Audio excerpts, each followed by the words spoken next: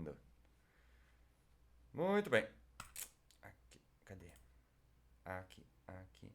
Depois eu edito a ponteira ali e salvo. Bom, guris, a gente começa esse capítulo de sequência didática número 1 falando um pouco sobre classificação biológica dos seres vivos.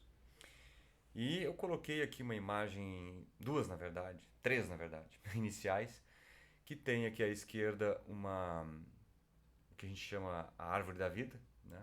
Praticamente dizendo assim. É uma proposta que foi feita por um cientista nos anos 50, que nós vamos falar dele. E logo à direita, o primeiro cara que organizou toda essa bagunça que era a questão dos nomes científicos, dos reinos, dos impérios, qualquer coisa que vinha a ser chamada, né, de classificação. Cada lugar do mundo, cada reino, cada império chamava, os naturalistas chamavam as classificações dos seres vivos de determinado tipo de coisa. É o senhor Linneu, né? E aqui embaixo ficou a imagem da capa do livro que eu vou contar a história para vocês. Bom, vou fazer uma pequena pergunta, uma pergunta bem simples. O que vocês chamam esse bicho aí? O nome popular dele? Joaninha. Isso aí, Joaninha. A Joaninha, ela também pode ser chamada de Ladybug. É ou não é? Nos Estados Unidos. Na língua inglesa, Joaninha. Tá? E ela no espanhol eu não tenho a mínima noção. No árabe tem outra língua, chama-se de outra coisa. Mas todos, quando um árabe, um britânico, um brasileiro olha, ele dá o nome que aquele conhece. Tá? E que vocês vão ver na grafia que é completamente distinto. Tá? Mas é uma joaninha. A joaninha, mesmo tendo grafias diferentes, tudo isso daqui são joaninhas. Todas elas são joaninhas. Mas tu sabes que essas joaninhas são diferentes da primeira. Mas tu chama de joaninha. Então quem é a joaninha? Essa ou essas? Todas elas são joaninhas. O nome popular ele não diz nada para nós, tá? Quando eu digo nós, cientistas, tá? E eu estou incluindo vocês.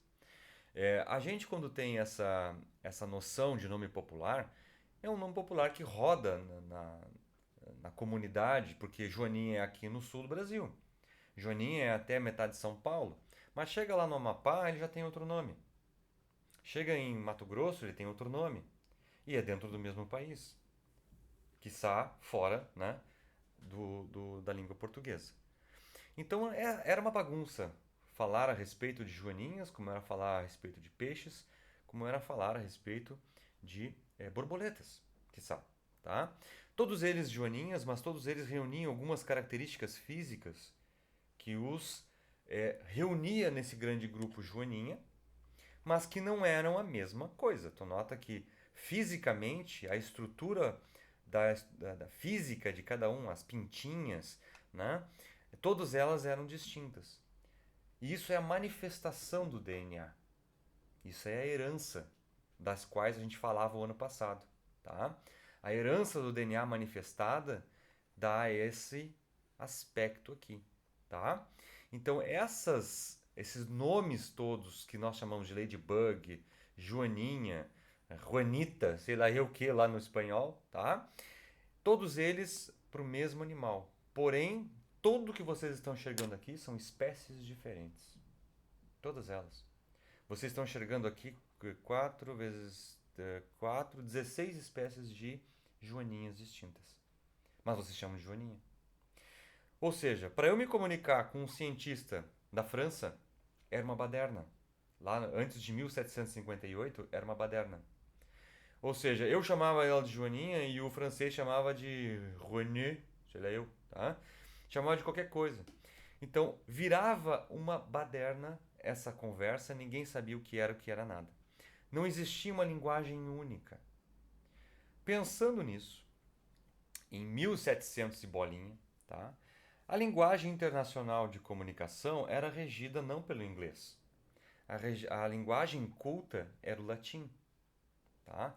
Então a linguagem culta até que rege até hoje a nossa língua, né, as línguas latinas, francês, italiano, blá blá blá, o latim, a raiz, ela foi tomada por um senhor, né, que deu uma contribuição bastante grande para nos expressarmos, nos compreendermos entre nós cientistas, né, porque esse tipo de conhecimento não girava no popular, girava entre os cientistas.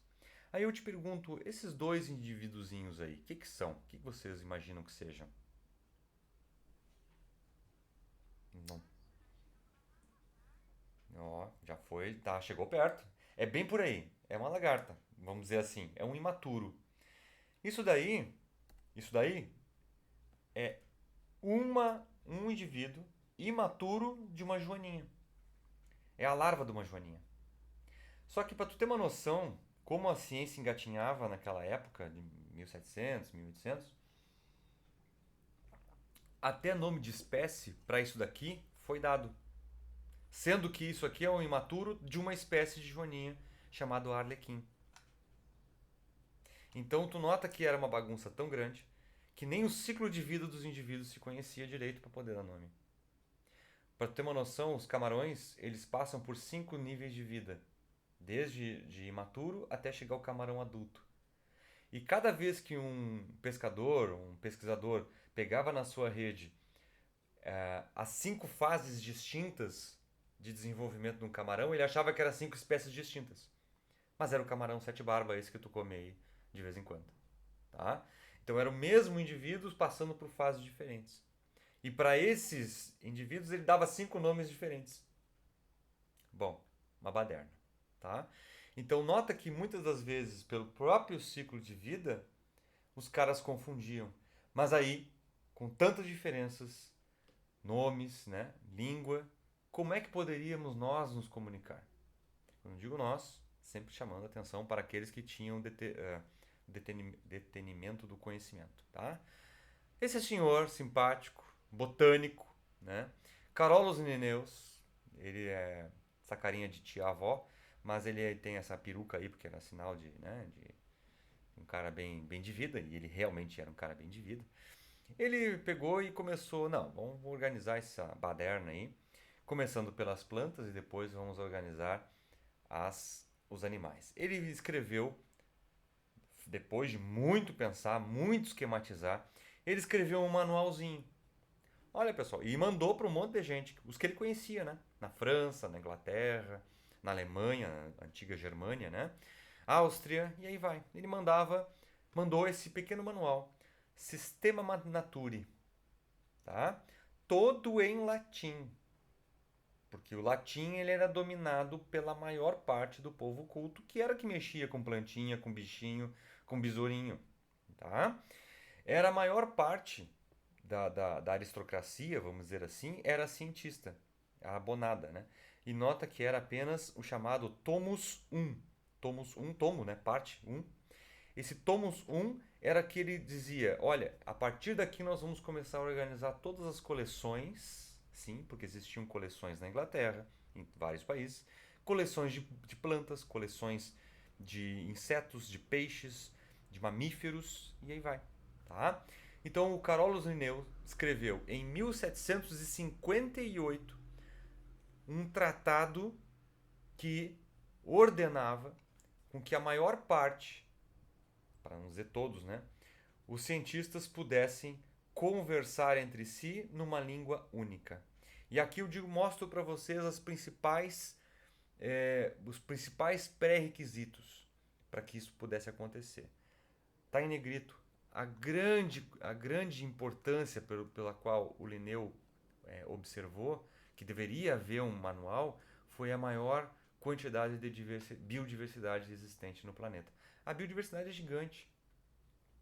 Então ele teve que fazer algo sistemático. E aí vem o nome sistemática. Sistemática que organizou a biologia. Então nós nos chamamos Homo sapiens não foi simplesmente porque um antropólogo lá com cabelo dread e caminhava no meio do mato com sandálias inventou. Tá? Ele simplesmente fez esse tipo de sistema, esse bloquinho, vamos dizer assim, de regrinhas, porque deveria haver um controle da qual se conhecia a biodiversidade, uma sistemática para poder conhecer a vida, tá? Os principais objetivos dessa sistemática que o Linneu criou é descrever essa diversidade biológica, ou seja, ele pega aquele besourinho, aquela joaninha que vocês viram nas primeiras imagens, e começa a descrever, olha, a joaninha, ela tem 5 bolinhas brancas, ela tem um comprimento máximo de 2 milímetros, ela tem 2 antenas, antenas com segmentos... É a descrição, certo? E a partir deste momento, de toda a descrição minuciosa a respeito desse grupo, desse animal, ou dessa planta, ele vai, olha que está ali entre aspas, batizar. O batizar entre aspas, tá, pessoal? Não tem padre, né, na jogada. Cada espécie com um nome científico apropriado. E aí vem a história do latim, guris. Aí vem a história do latim, tá? O latim é a língua pela qual dá nome verdadeiro àquela espécie. Eu não me chamo Eduardo Oliveira, não sou eu. Eu sou Homo sapiens, tá? Mas eu recebo um nome lá porque é para nós nos reconhecermos entre aspas, entre nós aqui. Mas eu sou Homo sapiens. Assim como tem o canis familiares, tem vários outros indivíduos que são eles únicos, tá? Eles reúnem características próprias. Assim como tem o Homo neanderthalis, o Homo habilis, eles tinham as características dele, físicas, estruturais, fisiológicas, das quais difere do Homo sapiens. Vou dar mais exemplos à frente, tá? A partir do momento que a gente batiza as espécies com nome científico apropriado, a gente vai catalogar essas espécies. Ou seja, a gente coloca elas num ranking de pertencimento. Olha, o Homo sapiens, ou a joaninha lá, né? A Harmonia axirides, por exemplo, é a primeira joaninha que apareceu. A Harmonia axirides pertence ao grupo dos coleópteros, um grupo de insetos, são todos os besouros, que pertence ao grupo dos artrópoda, a classe insecta que está dentro do superfilo artrópoda, do reino animalia, e aí vai, tá? Então essas características de reino, filo, classe, tudo isso é a catalogação, tá? Desenvolver critérios de organização, importante. Se esses critérios forem bem organizadinhos, não há problema nenhum em reconhecer uma espécie. É quando tu acha um sapinho lá no meio do mato, que espécie é essa aqui? Aí vai lá, pega o sapinho. Eu vou pegar aqui o meu besourinho. Pera aí, eu vou achar meu besourinho. Caiu a asa do meu besourinho. Não sei se estão me enxergando, mas tem aqui meu besourinho. O meu besourinho, eu comprei lá no Museu da PUC. Esse meu besourinho, que caiu a asa, que tá aqui a asa, daqui a pouco eu acho ela. Esse meu besourinho aqui, ele tá inserido dentro de um critério de organização, que eu encontro esse besourinho aqui, ó, eu vou começar a verificar aqui quantos segmentos que ele tem na antena, as perninhas dele, né? Como é que é a perninha, se tem garra, as antenas, o tamanho da asa, todos os critérios de organização, pessoal. E aí eu encontro a espécie. E aí, por fim, a partir de todos esses dados, aonde eu encontrei este meu besourinho, se foi aqui no matinho lá da minha casa, ou se foi no meio da floresta amazônica, eu posso dizer que eu estou tentando compreender os processos que são responsáveis pela existência da diversidade biológica. Ou seja, se eu posso encontrar este besourinho na Mata Atlântica ou na Mata Amazônica, por que eu não posso encontrar ela aqui na transição entre Mata Atlântica, que é o que nós temos aqui, e o bioma Pampa? Se eu encontro aqui, eu estou conhecendo a diversidade. Eu sei que esse besouro ele é capaz de atingir até mesmo o bioma Pampa. Tá? E ele nota que ele... Estou citando um exemplo tosco, tá? E ele é também encontrado lá na floresta amazônica. Tá? Então tu nota que essa necessidade de catalogação ela é super antiga, muito antiga. E esse conhecimento que vocês escutam dos pesquisadores, cada ano se descobre novas espécies na Amazônia, graças ao conhecimento pretérito que foi feito por vários e vários cientistas. Tá? Infelizmente, no século XVIII, até o século XVIII eram poucos, início do século XIX eram poucos cientistas brasileiros que faziam isso na nossa biodiversidade. Era muito estrangeiro. Vinham aqui, pegavam nossas espécies, levavam para Londres, levavam para França, Estados Unidos, tá? E lá estudavam e deixavam lá e o conhecimento ficava lá com eles. Felizmente, o século XX e daqui para frente, pelo aumento de volume de universidades, principalmente federais, e o número de cientistas aumentando, a formação acadêmica aumentando, a gente tem um conhecimento biológico que fica aqui no Brasil e a gente consegue daqui exportar esse conhecimento, tá? Não sei se estou me fazendo entender, se vocês estão... Está muito rápido. Tá tranquilo? Então tá bom. Peguei meu besourinho, não sei se estão me enxergando. Eu peguei meu besourinho aqui. Eu vou usar uns... Meu besourinho, cadê meu besourinho? Eu gosto do meu besourinho. Quase quebrei minhas asas do meu besouro aqui. Enfim. Então... Ah, agora arrumei a asa dele. Pronto. Eu tenho meu pinguim Albert, daqui a pouco vai participar da aula num momento desse. Eu tenho um pinguim de pelúcia em algum lugar aí. Eu ganhei da minha mãe quando eu entrei na universidade. Tá aí até hoje. Muito bem. Pessoal, e aí a gente começa a falar sobre uma imagem desse bichinho, que foi um dos primeiros bichinhos que eu peguei na mão quando eu entrei na faculdade, um gafanhoto. Esses gafanhotos, pessoal, são só um exemplo, né, da maior parte dos seres vivos hoje catalogados pelos cientistas. Até porque é o grupo de maior diversidade, tá? Dentro das ciências biológicas, tá, sabe-se que existe a necessidade de criar um sistema para que haja uma catalogação hierárquica, ou seja, reunião de grupos até chegar a esse bichinho aqui, que é a espécie, né? O Acrídide, que é a família dele, por exemplo, ele obedeceu aqui na esquerda, uma taxonomia. Taxonomia. É um sistema sintético, ou seja, não é um sistema natural. O que é um sistema natural e sintético? Qual é a diferença? O sintético ele é organizado pelo homem. Tá? O homem organiza através do que ele enxerga, do besouro ou deste gafanhoto, ele organiza critérios para que esses seres vivos sejam reunidos ou apartados. Não, esse aqui não é isso aqui. Esse aqui não é esse aqui. Tu sabe que a Joaninha não é esse meu besourinho verde. Porque ele tem características completamente diferentes. Esse aqui é o conhecido como rola bosta. Tá? Desculpa o nome, mas é o nome popular dele. Rola bosta. E a Joaninha não é.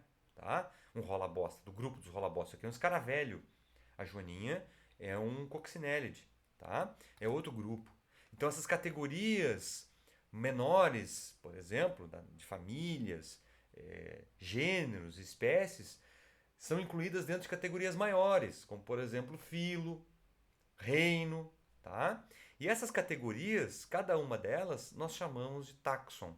Se vocês falarem taxon, a palavra taxon, na França os caras vão entender. Na Inglaterra eles vão entender, em Portugal eles vão entender, na Espanha vão entender, porque taxon é uma palavra latina, tá? E eles vão entender taxon tal. Ou seja, o taxon é também um sistema, um sistema sintético que organiza esses seres vivos, nas quais as categorias menores são incluídas em categorias maiores. Cada categoria taxonômica é um taxon, tá? Esse taxon, gurizada, é, por exemplo, família. Família é um taxon. Gênero é um taxon. Quando te perguntar assim, por exemplo, professor, mas esse seu besouro aí, verde, o rola bosta, o escaravelho, a qual taxon ele pertence? Eu vou te perguntar assim, não sei quem tá aí, mas tudo bem.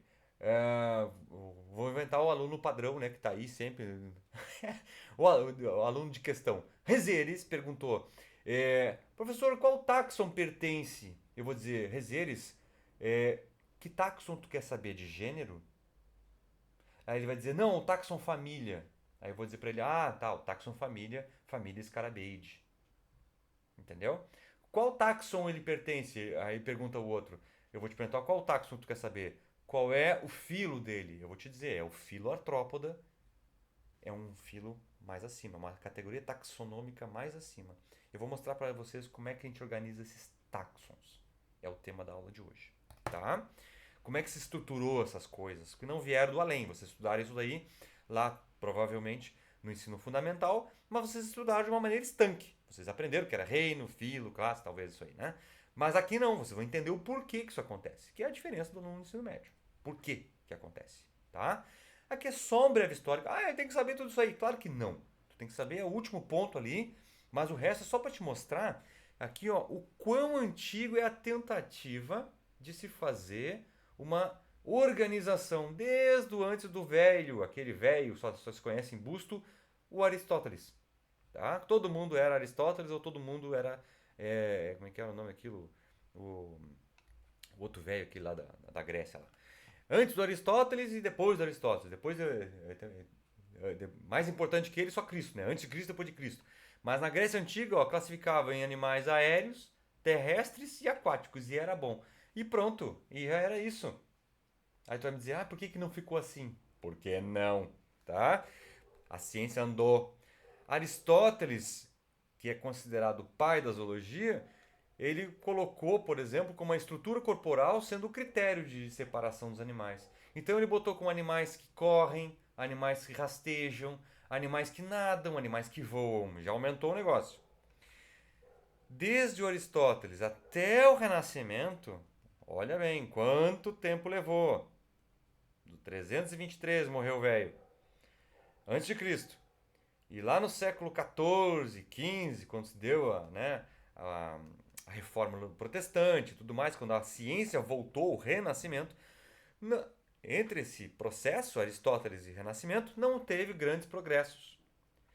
Aí, a partir daí, as sociedades aristocráticas começaram a ter acesso ao microscópio, a invenção do microscópio em 1600, e aí vai.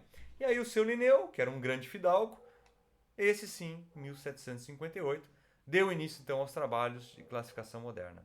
Não tem assim número de questões, pessoal, que já entrou em vestibulares antigos e talvez relacionando essas questões em Enem, tá? O próprio Linneu acreditava que as características morfológicas eram as mais adequadas para se agrupar os seres vivos.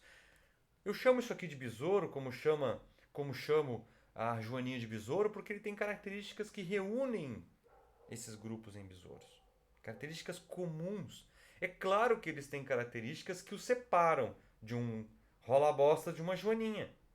Mas todos eles pertencem ao mesmo grupo, o grupo da artrópoda, tá? E ele agrupou os animais, ele, Linneu, né? Agrupou os animais de acordo com as semelhanças na organização corporal e as plantas de acordo com a forma estrutural, corporal também, e a estrutura de dois elementos que os seres vivos, os animais, né, não têm: flores e frutos. Portanto, para a botânica, além da estrutura corporal, é importante conhecer a estrutura da flor e a estrutura do fruto. Tá bem?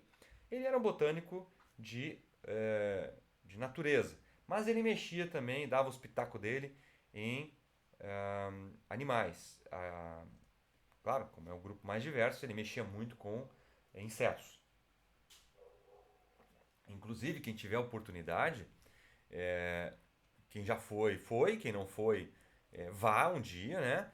Vá fazer um tourzinho pelo Museu de História Natural de Londres, que tem lá os insetos que foram trabalhados pelo Sr. Linneu. Estão lá guardados até hoje numa redoma de vidro, que ele mesmo colocou lá dentro, sequinhos, bonitinhos, estão numa estufa, ninguém toca, tem 2 guardas, não inventa de mexer, tem 2 guardas, um em cada ponta da sala, ninguém pode mexer, assim como a capa do livro, na verdade não é capa não, o livro dele mesmo, né, tá lá também no Museu de História Natural de Londres. Vale a pena conhecer, quem tiver oportunidade, pede: mamãe, quero ir, meu presente de formatura, quero ir para Londres, né? Então vai e tu vai ver essa capa bonita aí, que marcou história nas ciências biológicas modernas, tá? Então, Carolus Linnaeus, 1758, escreveu o Systema Naturae, tá? E que organizou todo o regramento dos seres vivos, tá bom? Não te esqueçais, irmãos, ok? Muito bem. Como é que funciona esse regramento? Vamos abrir o livro, então, do Sr. Linneu, tá bem? Vamos abrir o livro e ele, entre tantos capítulos ali que dizia, ó, esse livro, esse manual serve para tanta coisa, tudo em latim, tá? Latim era o inglês dos cientistas, né? Bom, o que, que eu tenho que saber que o seu Linneu deixou para nós? Claro, tu não vai abrir aquele livro, não tem, não existe mais em latim, só poucas edições.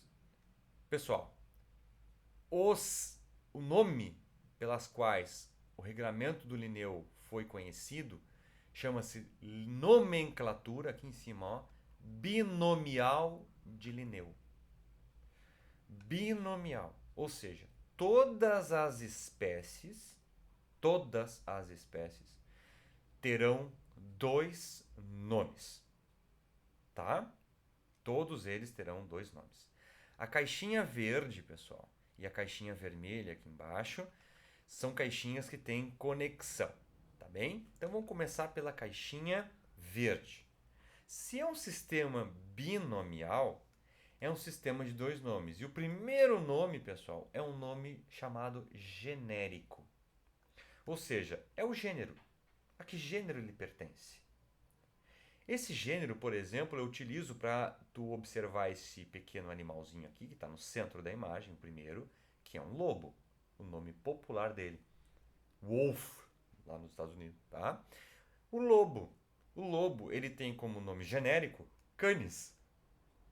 Ai, mas parece cão. Ah, calma. Canis, tá? Como eu devo escrever esse nome genérico? A primeira letra sempre em maiúscula. É sempre um substantivo que dá nome, certo? Substantivos é isso, dá nome. E pode ser escrito sozinho, tá? Ou seja, se eu estiver falando de um lobo, de lobo em geral, eu digo assim, olha, eu não sei qual é a espécie, mas eu sei que é do gênero Canis. Pronto. Então, quando eu falar isso para ti, a partir deste momento, olha, é o gênero Canis. Tu vai abrir na tua mente todos os canis que existem. Pode ser o canis, o chacal, pode ser o canis familiares, que é o cachorro que tu tem em casa, pode ser o canis, o lobo branco lá, aquele lobo lá do Ártico lá, tá? Pode ser esses canis, qualquer canis, tá? Aí, neste momento, há necessidade de detalhar mais ainda, refinar as características tradicionais encontradas no canis genérico. Ou seja, o canis que deu origem a todos os outros lobos, né? O chamado canis lupus. Lupus quer dizer branco, tá? Aí tu vem aqui, olha, e vem para a caixinha vermelha. Lupus é o segundo nome, olha ali, ó, do ladinho do gênero, também em latim, onde a primeira letra será minúscula, tá? Não me escreve jamais em letra maiúscula. Aí tu vai começar a abrir o jornal, olhar a revista, tu vai olhar rótulo de morango, de embalagem, de qualquer coisa natural, e tu vai ver as aberrações que são escritas, tá? Quando eu digo aberrações é no sentido biológico. Primeira letra em minúscula. Segundo, geralmente é um adjetivo, ou seja, lupus é branco, é um canis que tem características brancas, ou seja, ele tem o rosto branco. Essa é a característica desse canis lupus, tá? Canis lupus, ele tem o focinho esbranquiçado, tá? Existem outras características, por exemplo, como adjetivo, o canis latrans, como o coiote que está aqui embaixo. Canis, ele é parente do canis lupus, sim, eles são do mesmo gênero. Porém, ele reúne características físicas de comportamento. Tu nota que o canis lupus é diferente do latrans. O latrans não tem o focinho esbranquiçado, mas ele tem uma característica, um adjetivo dele. Ele uiva.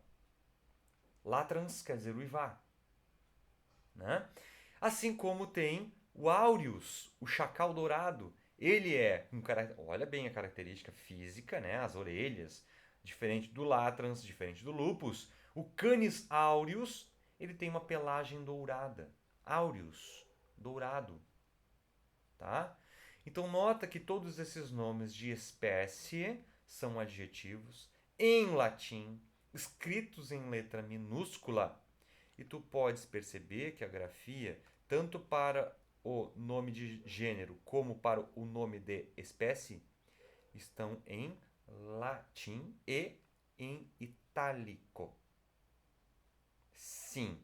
Ai, professor, eu não vou conseguir escrever em itálico. É claro que não, ninguém escreve em itálico, tá? Claro, os caras na época lá escreviam. Os nomes científicos sempre são escritos de uma maneira distinta, aqui a caixinha da direita, sempre escritas de uma maneira distinta do restante do texto. Se tu pegar um artigo científico de uma revista respeitada, uma Nature da vida, tá? Uma Discovery Channel, uma National Geographic, tu vai ver que os nomes científicos estão colocados de maneira distinta no meio do texto. Ou ele está em itálico, ou ele está sublinhado, ou ele está em negrito. Ah, eu posso passar uma caneta fluorescente? Não. Caneta fluorescente não é destaque colocado como referência no livro do Linneu, porque não tinha caneta fluorescente no tempo do Linneu. Ah, mas eu posso mudar a regra? Não, não pode mudar a regra. Ah, mas eu gosto. Dane-se, não tem nada. Pessoal, até aqui, falando sobre nome de gênero, os dois nomes que são atribuídos a uma espécie, tá? Nome genérico, sempre primeira letra em maiúscula, sempre um substantivo e sempre pode ser sempre escrito sozinho. Assim como o nome de espécie, primeira letra em minúscula, é geralmente um adjetivo. Não pode ser escrito sozinho. O fato de estar sempre destacado do texto, grifado. Alguma dúvida quanto a isso, gurizada?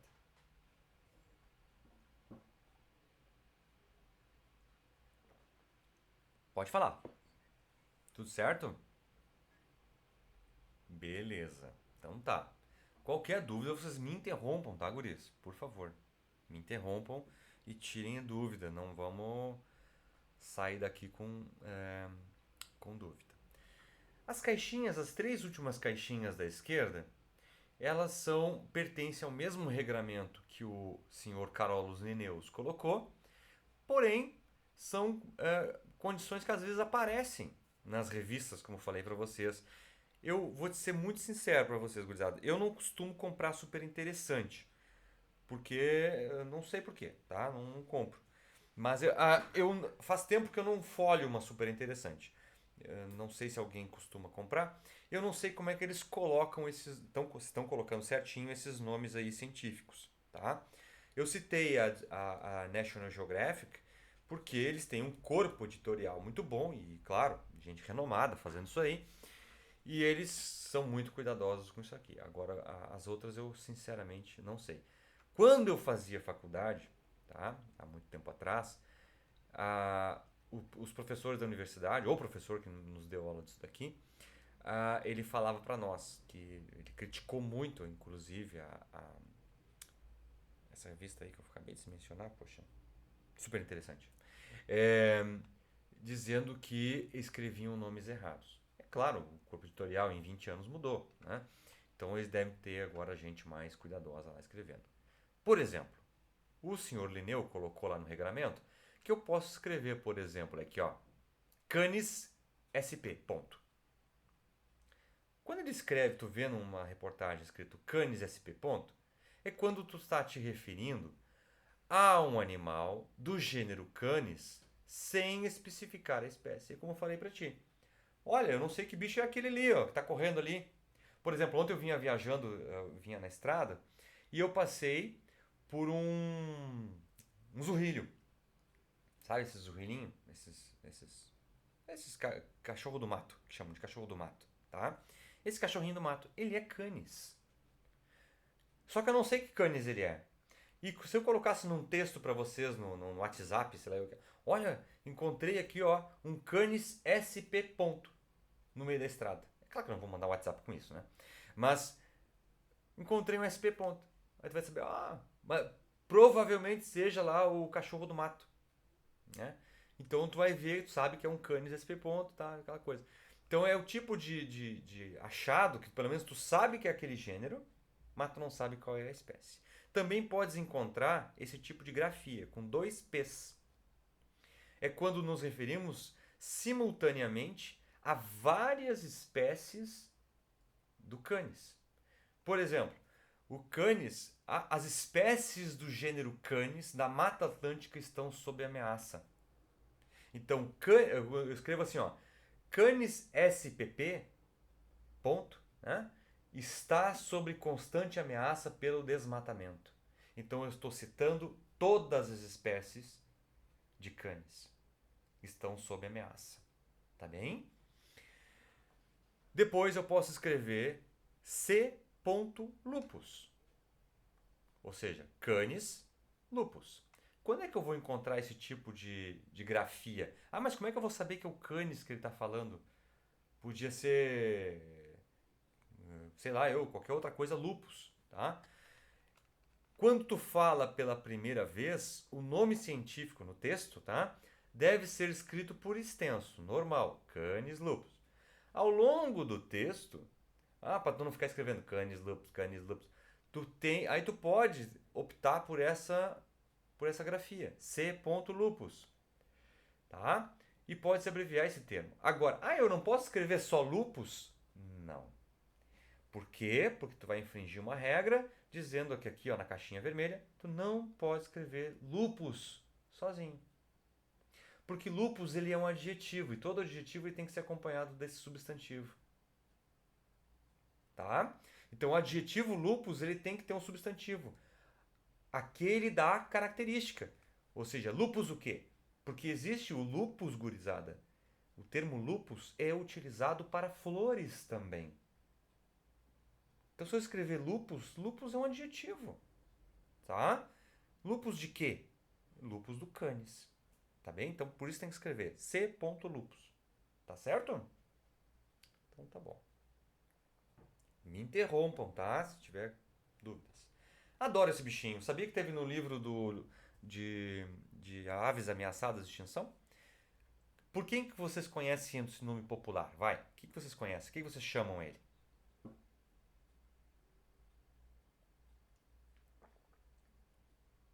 Não chamam de nada. Não sabe, não conhece o nome dele. É por aí. Cardeal. No Rio Grande do Sul chama cardeal, na região sul chama cardeal, mas no Mato Grosso chama-se de galo de Campina. Galo de Campina. Nordeste, desculpa. Chama-se galo de Campina. Então, assim, o cardeal é para o Mato Grosso, porque até o Mato Grosso foi muito, foi, vamos dizer assim, colonizado por gaúchos, né? E levaram este nome com o cardeal, fazendo uma referência, né, ao chapeuzinho que os cardeais da Igreja Católica Romana utilizavam, tá? Então, o principal objetivo da nomenclatura binomial é ter as regras bem estabelecidas e aceitas por todos, o que facilita a comunicação entre cientistas, tá? E os indivíduos não cientistas. Tu tá enxergando aqui, pra ti tudo isso aqui é cardeal, gurizada. Ou galo de Campina. Tu vai mostrar, mas eles não são toda a mesma espécie. Se tu observar as asas, se tu observar a crista que existe no primeiro e não tem no segundo e no terceiro, tu vais ver que são indivíduos diferentes. Por exemplo, Paroaria coronata. Paroaria é uma palavra latina, tá? Que geralmente é um substantivo, né? Geralmente deve ser um substantivo, o nome de gênero. Mas neste caso ele é um adjetivo. Paroar é cantar, tá? Vem da palavra parola, tá? É uma palavra latina que é cantar. Os portugueses antigamente usavam que estás paraloando por aí. Estás cantando. Paroária é uma palavra latina, tá? Paroária coronata. Coronata vem de corona, coroa, tá? Um cantador coroado, tá? Ou seja, essa ave do Rio Grande do Sul, por exemplo, do sul do Brasil, também chamado de galo de Campina lá no Pantanal. Mas tu olha para esse daqui, mas eu também chamo esse aqui de cardeal. Sim, mas ele também é um galo de Campina no Mato Grosso, ou mais popularmente chamado de cardeal, mas ele não tem a coroa, ou seja, aquele pequeno adorno na cabeça. Tá vendo? E esse aqui, ó, que esse é o Paroara capitata e o Paroara dominicana. Dominicana. O Paroara dominicana, gurizada, encontrada no Nordeste brasileiro, também ele é uma chamada também galo de Campina. Pessoal, essa ave tem uma dispersão bastante grande, inclusive, por que ele é chamado de dominicana? Porque ele foi encontrado também na República Dominicana. A espécie encontrada lá, essa espécie aqui, Paroara dominicana, foi descrita porque foi encontrada na República Dominicana. Tu nota que as asinhas dela aqui, as penas são um pouco mais esbranquiçadas que as demais, tá? Mas todos eles, observa, é isso que eu quero que tu percebas, todos eles pertencem ao mesmo gênero Paroaria. Todos eles estão reunidos porque eles têm características em comum. O porte do corpo, as penas, o peito esbranquiçado, tá? A característica de ter essa mancha vermelha na cabeça, mesmo havendo uma coroa em alguns e nada nos outros, tá? A característica de cantarolar. Então são características que reúnem esses indivíduos dentro do mesmo gênero, porém pequenas diferenças são observadas entre si. Tranquilo? Observaram? Então a paroária, esse pequeno animal que esteve ameaçado no livro de ameaça às espécies do Rio Grande do Sul, um livro vermelho, incluía outros animais por aí, mas hoje protegida por lei, vocês não podem criar esse animal em casa, não pode ter esse animal. Voltou a se proliferar, graças a Deus, né? Esse animal saiu da zona de extinção, porque ele era um animal comercializado e felizmente estão aí a cantarolar, a parolar. Perdão. Começando a nos encaminhar para... pessoal, eu já não sei até que horas eu tenho aula. Eu tenho que ver isso aí. Eu não sei até que horas eu tenho aula. Eu sei que são 2 tempos de aula. Tá, obrigado. Eu tenho que me controlar. Eu vou ter que imprimir e grudar aqui no quadro meu horário que eu não fiz ainda. Tá, até 11h55. Obrigado. Vamos encaminhando já mais indo pro finzinho. A gente vê essas caixinhas aí, tá? Aonde eu vou começar do mais específico para o mais genérico, mais abrangente. Nós estávamos falando da Paroaria coronata, da Paroaria capitata, Paroaria como gênero, coronata como espécie. O gênero abarca várias espécies, né? Vários gêneros de Paroaria um gênero de Paroaria para várias espécies desse gênero Paroaria.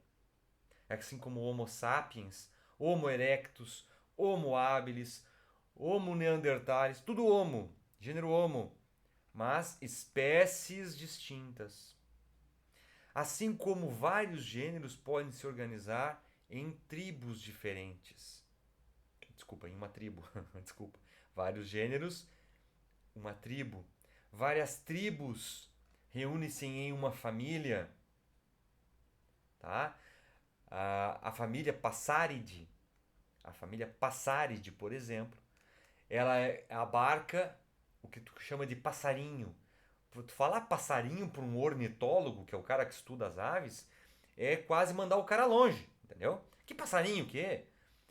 Passarinho não existe, porque Passaride é a grande família que reúne a maior parte dos indivíduos do grupo das aves. Tá? Então chama, é um passarinho. Não, é uma ave. Biólogo não chama de passarinho, chama de ave. Tá? Chamar de passarinho é uma ofensa para os ornitólogos. Então, assim como tem dentro da família dos Passaride, tem vários gêneros, né? Tribos, gêneros e espécies. A família Passaride está junto com outras famílias, como por exemplo a do pinguim. A de Delfos, por exemplo, que é outra família. Tá? A família dos gansos. Eu já me esqueci o nome da família do ganso. Tá, mas daqui a pouco vem o nome. Do ganso, do pato, do avestruz. Tá? Várias famílias distintas. Todas elas dentro da mesma ordem, dentro da mesma classe, filo e o reino.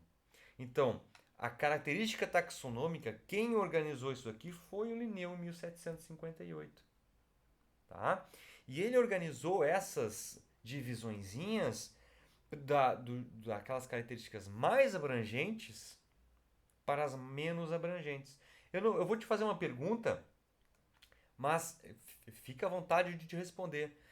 Me cita apenas duas características que tem, por exemplo, o reino animal que todos os animais têm. Só duas características, bem abrangentes. Todos os animais têm. Duas. Que tu vem na tua cabeça, assim. Com as tuas palavras, vai. Todos os animais têm? Todos os animais comem, ou seja, são heterótrofos. Todo o reino animal é heterótrofo. E todo animal tem uma capacidade de locomoção. É isso aí. Tá? Assim como poderia botar mais duas. E aí vai. A reino animalia tem várias características, né? Assim como serem indivíduos multicelulares, né? Eucariontes, blá blá blá blá blá blá blá, dotados de movimento, sistema nervoso complexo, blá blá blá. Então são características que todos os animais têm. Agora tu pega uma característica aqui embaixo, ó, de espécie. É só aquele ali tem. Quer ver o exemplo? Gênero Homo, tá? Gênero Homo. Ou seja, indivíduo bípede.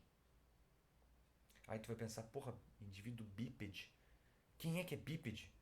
O Homo erectus era bípede, ele ficou ereto, né? O Homo erectus era bípede. O Homo neanderthalis também era bípede.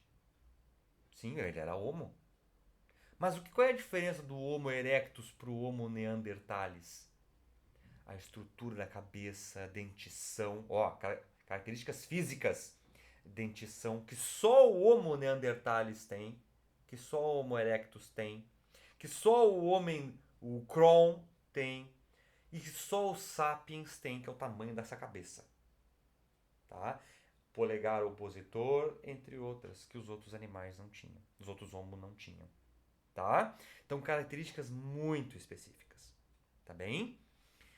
É possível, pessoal, que fisicamente, por exemplo, algumas aves, um exemplo, aves, sejam muito confundidas as suas espécies, mas apenas através do canto delas sejam capazes de se separar as espécies. E claro, não é só o canto, é um comportamento de corte do macho para a fêmea, para acasalar, tá? É um comportamento até mesmo sazonal, de fazer postura e tudo mais. Postura quando eu digo por ovos, tá?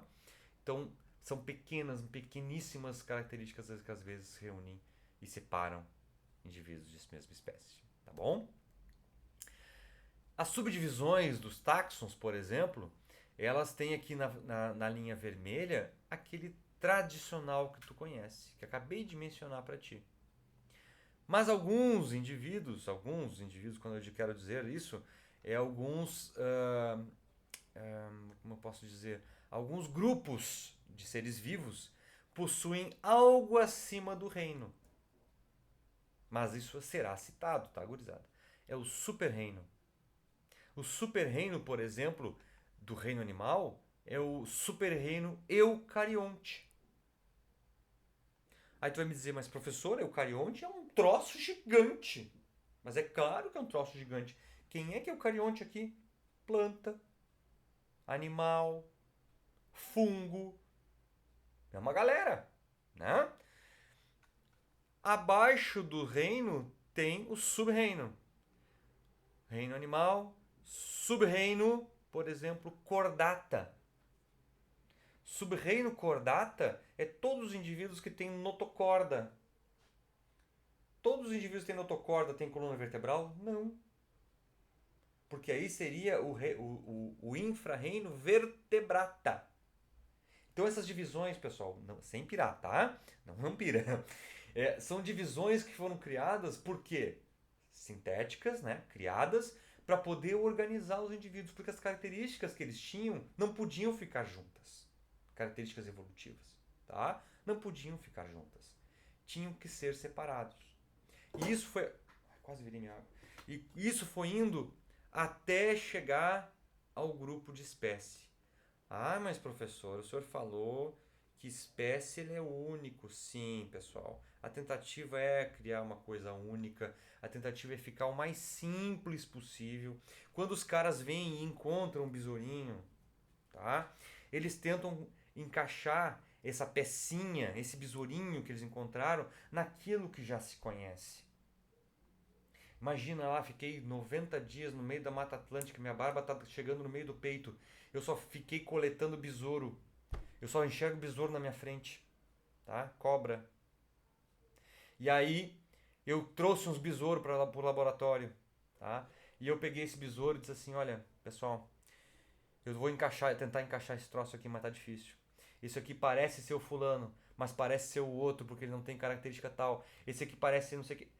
Eu tento encaixar. Quando chego no veredito, eu olha, isso aqui não é nenhuma das espécies que a gente conhece porque ele não tem nenhuma das características que são descritas pela ciência. Isso aqui chama-se espécie nova. Então eu tenho que descrever essa espécie ou colocar ele numa subespécie de uma espécie conhecida. Pá, mas isso daqui é o rola-bosta, aquele rola-bosta que foi encontrado lá na Mata Atlântica, no Rio Grande do Sul. Ele não é outra coisa, ele é aquele lá, mas ele tem essa característica dessa asa aqui, toda perfuradinha, que o outro não tem. Então ele é uma subespécie. Ele é uma derivação daquela espécie, por isso que chama-se subespécie. Tá? Então a tentativa sempre, pessoal, é fazer com que os indivíduos sejam classificados da maneira mais simples possível, mas às vezes não é. Não se consegue, tá?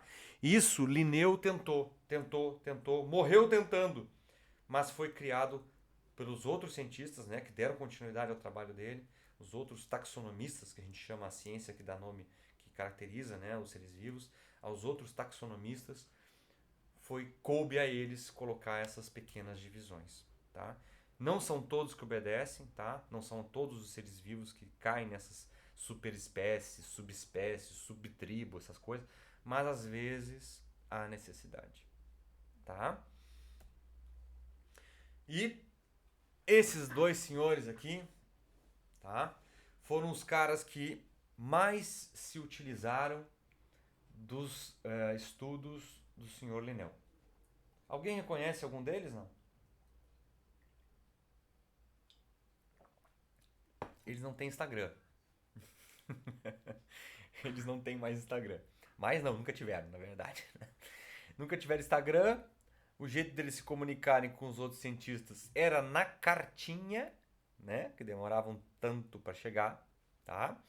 Era um troço absurdo. Charles Darwin, o da esquerda, e Alfred Russel Wallace. Esse vocês nunca ouviram falar. Já vou contar a história. Sr. Charles Darwin viajou junto com o Sr. Wallace, tá? Num navio, estou encurtando horrores a história, tá? Num navio chamado Beagle, que foi patrocinado pela rainha, se não me engano, rainha Vitória, da Inglaterra, e ficaram 5 anos passeando pelo planeta. E ficaram dando voltas e voltas e voltas. Quando voltaram com esse navio e outro navio abarrotado de material biológico. E eles geraram, depois essa viagem, ao longo da viagem, depois principalmente das suas anotações e tudo mais, eles tentaram criar ideias, gerar ideias, através daquilo que eles visualizaram do ambiente, porque eles foram a trabalho de campo, do ambiente, das espécies que eles encontraram, dos desenhos que faziam, explicar toda a origem da biodiversidade, porque era uma incógnita até então, era algo do tipo, algo muito criacionista, tá?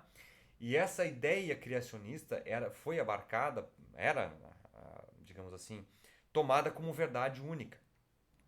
Embora alguns cientistas já tinham uma ideia de que não era bem assim, tá? E eles desenvolveram a linha chamada evolucionismo, tá? Também chamada teoria evolucionista.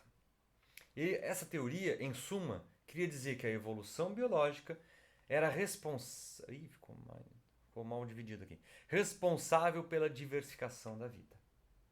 A evolução, a seleção dos indivíduos, tá? A adaptação. Ali, ó, principais evidências dessa evolução. Os indivíduos são capazes de se adaptar aos ambientes, tá? Quem não é capaz de se adaptar, ele é selecionado negativamente. Ele é apartado, a linhagem deles não se adapta, morre, não continua, tá? A adaptação dos seres vivos aos seus ambientes, os registros fósseis que eles encontraram, eles estiveram no Brasil em 2 pontos, tá? Um deles foi até a Praia do Cassino, aqui onde eles encontraram a ossada da preguiça gigante. A preguiça gigante tinha, na época, estima-se perto de 4 metros de altura, tá? E essa ossada toda, completa, está no Museu de História Natural de Londres, que ele levou lá, tá? Esses fósseis como sendo elos de conexão entre o passado e o presente, e, principalmente, as semelhanças anatômicas, fisiológicas e bioquímicas entre as espécies, tá? Então, semelhança anatômica já era algo mencionado pelo Linneu. Mas fisiologia, bioquímica são ciências que estavam caminhando em 1800 e pouquinho. Tá? Os primeiros tratados de fisiologia estavam sendo estudados. Então, fisiologia, bioquímica era algo que estava sendo estudado. E esses dois senhores escreveram uns maiores tratados, mas o nome mais famoso foi o Charles Darwin, porque ele disse, olha, vou escrever esse troço antes que alguém escreva, porque eu, depois de 5 anos pesquisando, depois de mais 10 escrevendo as coisas, não vou deixar com que o outro leve a fama. Mas o Sr. Wallace teve muita participação nas ideias dele, eles conversavam muito, né, no Museu de História Natural de Londres, onde ainda tem a sala do Charles Darwin fechada, como ele deixou, tá? Ou seja, é um baita no passeio. E eles conversavam muito e o Charles Darwin então escreveu o livro A Origem das Espécies através da Seleção Natural, tá? E ele falava sobre as espécies e o conceito dele de espécie para encaminhar o final, tá?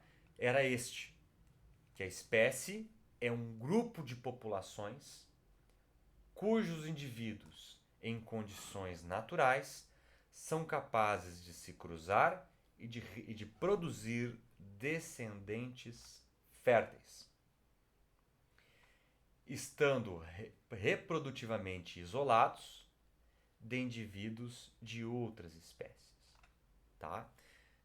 É um enunciado longo e eu vou explicar esse enunciado para vocês e eu friso que é importante que vocês tenham na mente. Escreve no caderno, bota no post-it, faz o que tu quiser. É um troço que tu tem que saber o que é uma espécie, tá? Primeiro deles, primeiro ponto. Espécie é um grupo de populações de indivíduos, tá? Ou seja, são um grupo de indivíduos iguais, semelhantes, que em condições naturais, sem inseminação, sem nada, tá? São capazes de... Ah, mas por que não pode fazer uma inseminação? Pessoal, o princípio do isolamento entre espécies é a incapacidade da reprodução. Vou te dar um exemplo. Na tentativa de um chihuahua copular com um São Bernardo. Já imaginou a cena? Como é que faz? Não faz. Tu vai ter que ajudar o São Bernardo ou ajudar o chihuahua, entendeu? Então, não existe condição para fazer esse cruzamento. Tu vai dizer, são tudo cães familiares, professor. São cães familiares.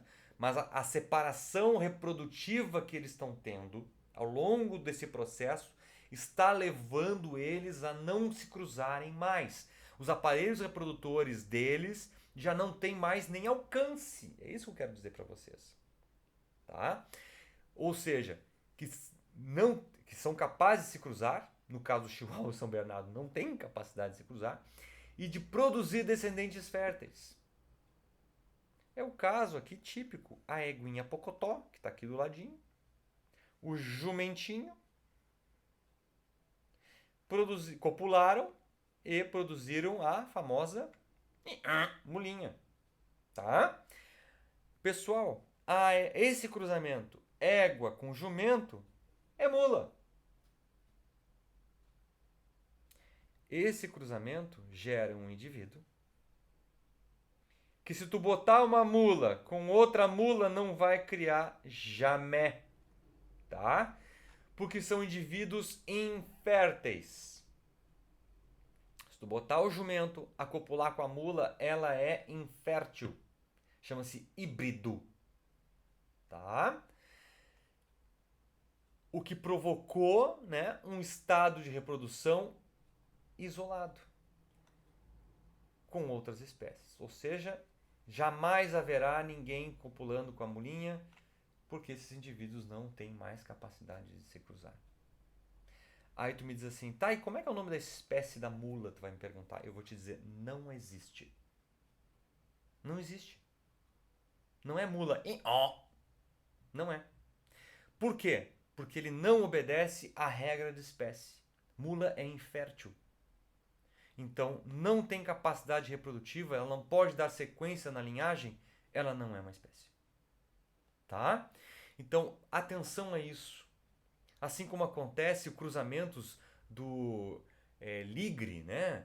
O leão com tigre, que deu aquele bichinho meio que apareceu em reportagens. Aquilo lá é infértil, aquilo é um híbrido.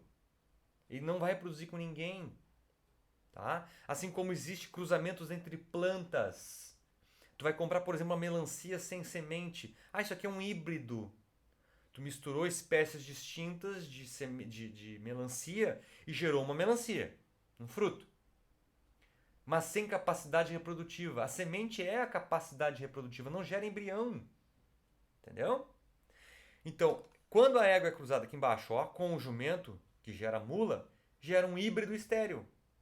Se o cruzamento for entre o cavalo e a jumenta, nasce um híbrido conhecido como bardoto, também estéril, que apresenta mais semelhança com a jumenta do que com o cavalo. Tá?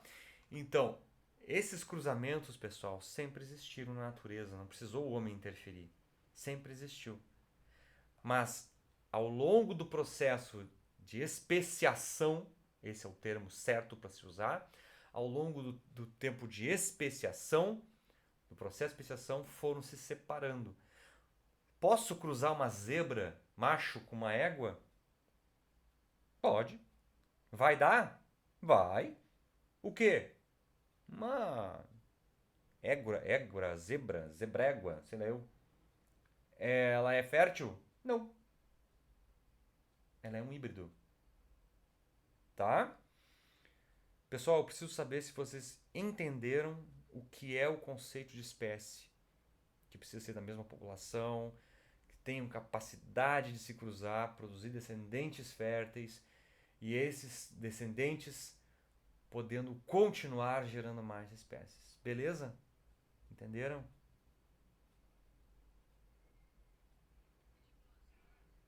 Certo?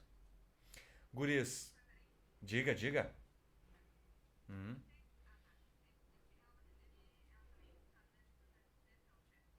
é,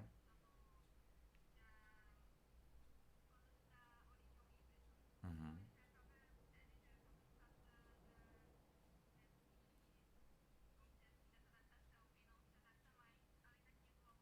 exato, exato. É isso aí. Ele é o início do ponto final. Você já se pode dizer isso. Ele é o início do ponto final do que já existia de cruzamento, se existiu uma vez, deve ter existido, do cruzamento da égua com o jumento. Ou seja, o equinus, a égua, né? O grupo dos cavalos e o grupo dos jumentos estão se separando pelo isolamento reprodutivo. Eles se reproduzem muito entre si E os genes deles já não estão sendo mais compatíveis, embora foram originados de um mesmo ancestral. O resquício desse antigo cruzamento que existia é a mula. Daqui a um tempo não vai existir mais. É como tu pudesse, por exemplo, cruzar com o último Homo sapiens, nós somos Homo sapiens sapiens, tá?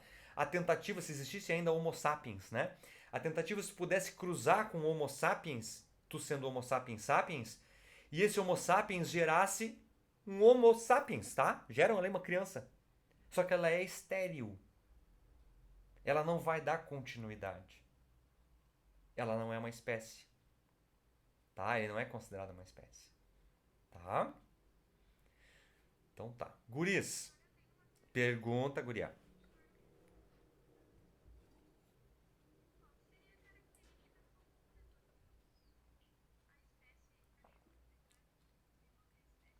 Uhum. É.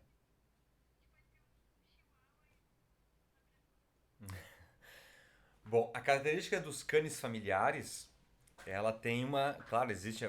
Quando foi feita a descrição da espécie, do canis familiares, ele veio originário do canis lupus, né? Do canis normal. Esse canis lupus, ele era um cão, ele era um lobo que, pela proximidade, nem todos os lobos são próximos aos homens, né? Mas pela sua característica de amigável, né? Por algum motivo, por uma questão de sobrevivência, os cães ali na caverna, os Homo sapiens jogavam ossos, eles ficavam dóceis, eles aprenderam o condicionamento, pessoal. Esse condicionamento, ele tem estudos mostrando que ele é impresso no DNA. Ele pode ser impresso no DNA. E a partir deste momento, acho que foi a Manuela que perguntou, a partir desse momento, pela voz, não sei, mas a partir desse momento, esses canes familiares, conforme eles foram sendo reproduzindo, todo mundo era canes familiares, e conforme eles foram se separando, porque os homens eram nômades, não te esquece da questão nômade do Homo sapiens, a questão nômade, o homem foi se separando, se caminhando, comunidades se fixando depois com o início da agricultura, e os canes na volta. E aqueles canes que seguiram, digamos assim, com os outros nômades que depois se fixaram, eles cruzando esse entre si, foram misturando aqueles genes e deixando aquelas características que foram, digamos assim, compartilhadas num passado, agora cada vez mais particulares entre si. Tá? Vou citar um exemplo que muitas das vezes pode soar ruim, mas é fato. Se tu, por exemplo, nunca mais cruzar um canis, né? Um canis familiares, um pastor, tá? Nunca mais fazer mistura de um pastor com Rottweiler, nunca mais. Eles nunca mais vão, daqui a uns séculos, né, vamos dizer assim, eles não vão ter capacidade de se cruzar e gerar descendentes.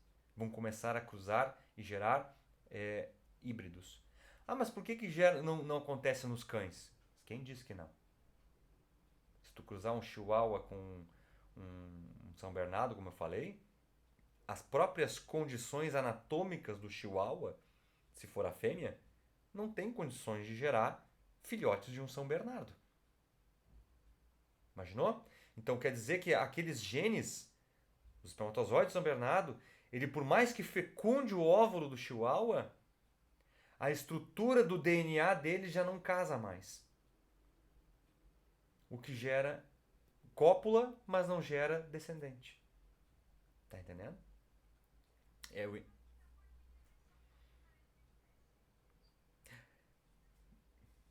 Estrutura. Ah, pois é.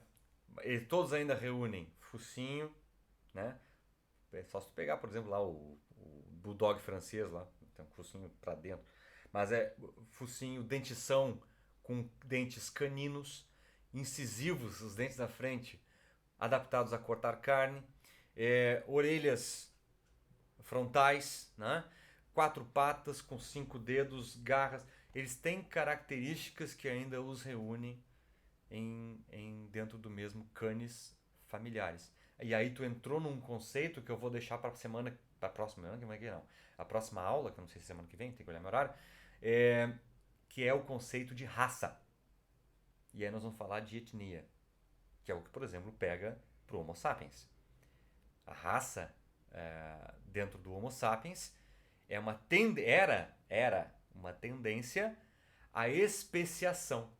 Se não houvesse a comunicação intercontinental em alguns milhares de anos entre os Homo sapiens, nós seríamos espécies, dizem os evolucionistas, espécies distintas em um prazo de tempo.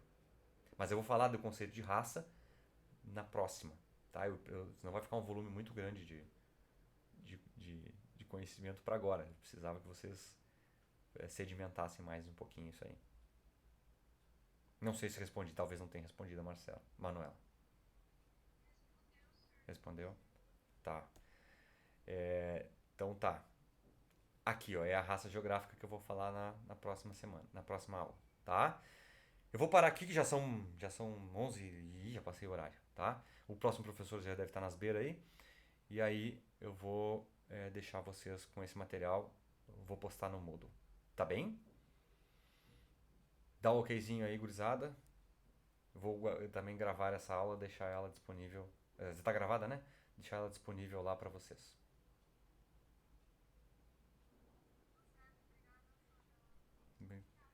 Obrigado, gurias. Obrigado, pessoal. Tchau, tchau. Eu que agradeço. Um grande abraço. Tchau.